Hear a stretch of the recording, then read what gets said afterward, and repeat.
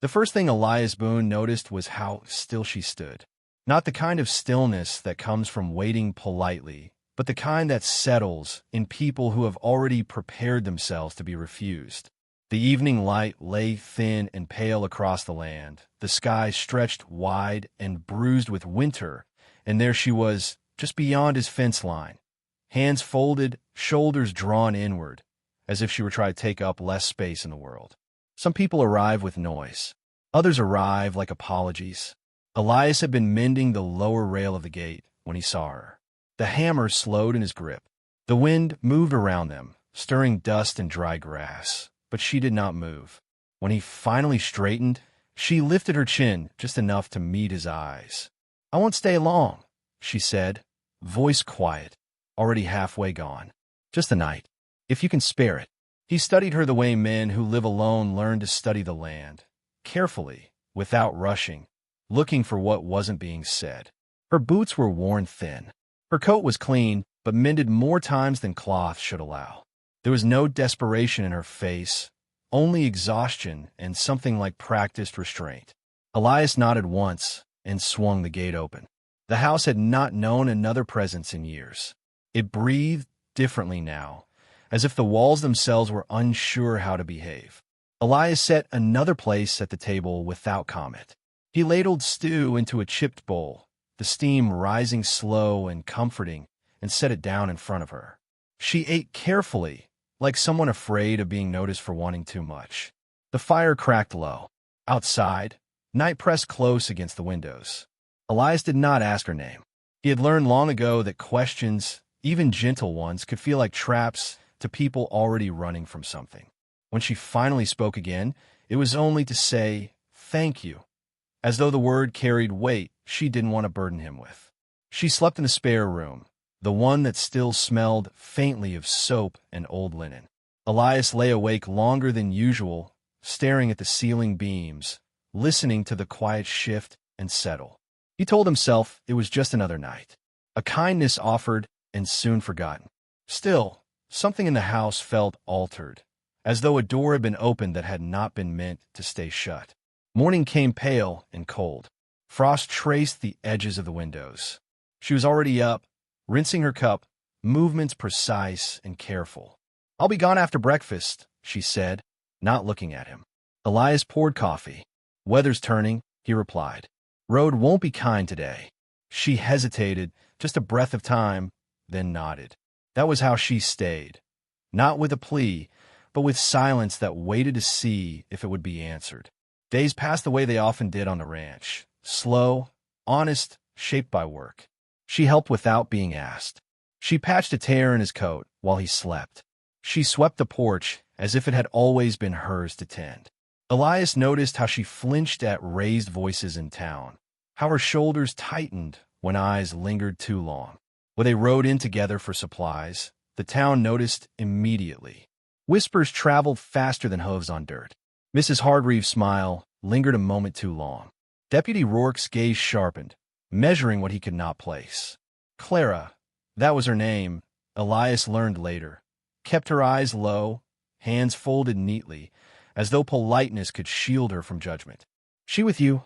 the deputy asked, tone neutral but not kind. "Yes," Elias said simply.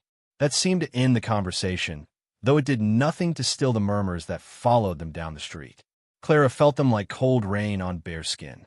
Elias felt them too, though he had grown used to being the subject of quiet speculation. Solitary men always were.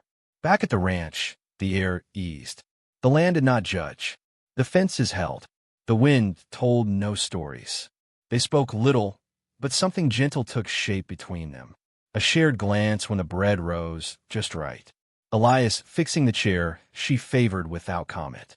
Clara setting aside the piece of pie she knew he liked best.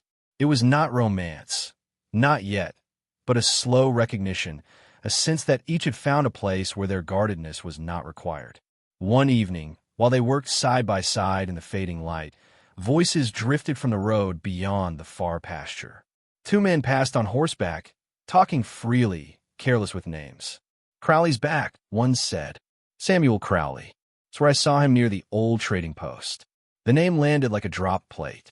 Elias's hand stilled on the fence wire. Clara's breath caught so sharply it was almost soundless.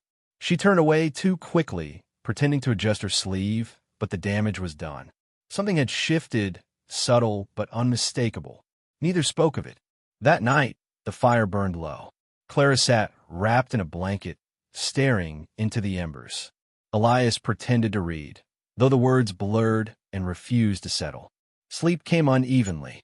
In the quiet hours before dawn, Clara murmured in her dreams. The sound was soft, fragile, like a confession spoken to the dark. Samuel. Elias sat up, heart thudding once hard. The name echoed in the room, heavy with years he had buried deep and sworn never to unearth. Outside, the wind moved across the land, patient and unrelenting, as if reminding him that no past ever stays fully behind. Elias did not sleep again after that. The name followed him through the dark hours, circling like a question that refused to be asked. By the time dawn thinned the night into something gray and quiet, he was already outside, splitting wood with more force than necessary. Each strike landed clean, practiced, but his hands shook when he finally stopped. Names had weight. Some carried love, others carried graves. He told himself he had no right to ask her anything. He had opened his door without conditions, and he would not poison that kindness now with suspicion.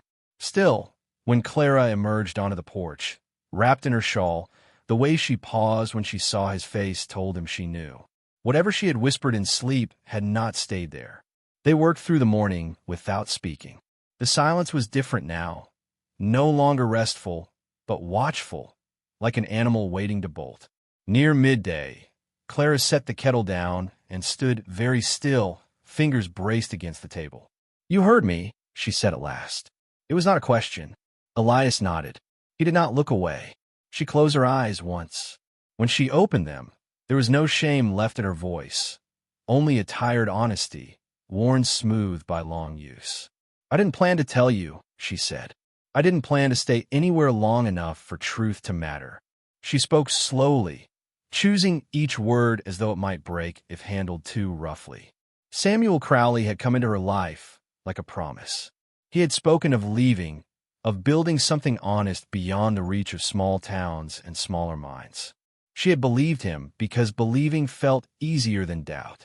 When he vanished, he took more than her trust.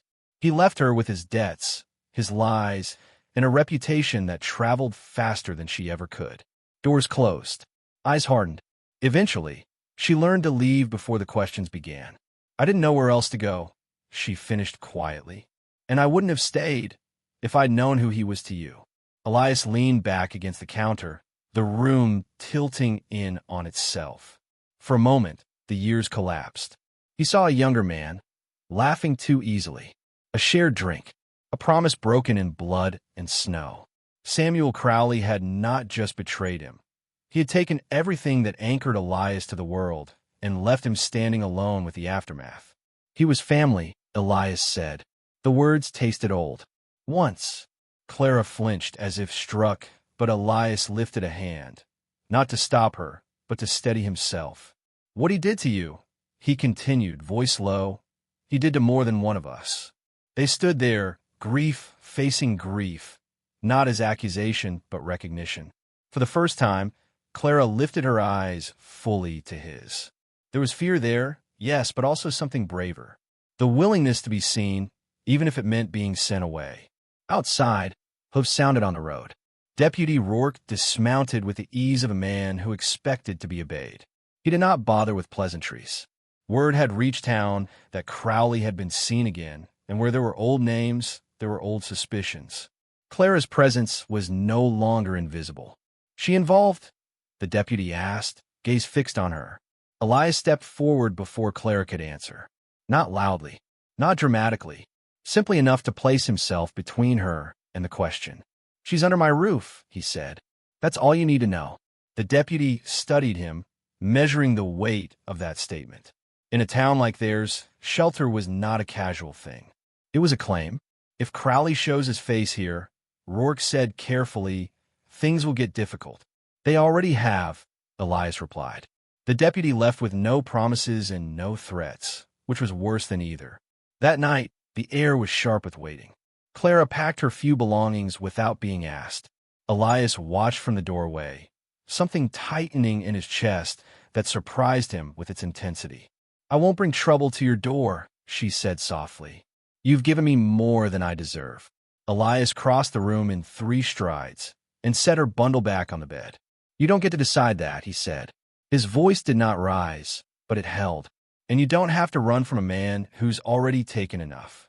When Samuel Crowley finally appeared, it was not with a gunshot or a shout, but with that same easy confidence that had once fooled them all. He stood near the fence at dusk, smiling as though nothing had ever been lost. The confrontation was brief. There was no violence, only truth, spoken plainly and witnessed by the right ears. Crowley's stories unraveled under the weight of their shared memory. His power, such as it was, drained away when he found no one willing to carry it for him anymore.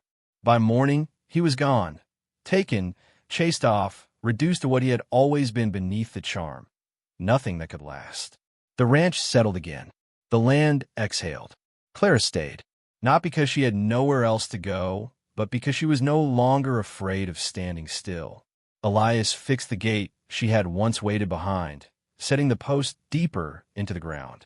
Clara planted herbs near the porch, hands in the soil, hopeful and unashamed. In time, they found a rhythm that did not need naming. Some evenings, their shoulders brushed as they watched the sun sink low. Some mornings, silence felt like company rather than absence. And if you are listening to this now, carrying a name you wish you'd never learned, or a past that follows too closely, know this: healing does not arrive with noise or force. Sometimes it comes as a door left open, a meal set down without questions, someone who lets you stay long enough to remember who you were before the world told you otherwise. Dignity is not something given. It is something reclaimed, quietly, bravely, one chosen moment at a time.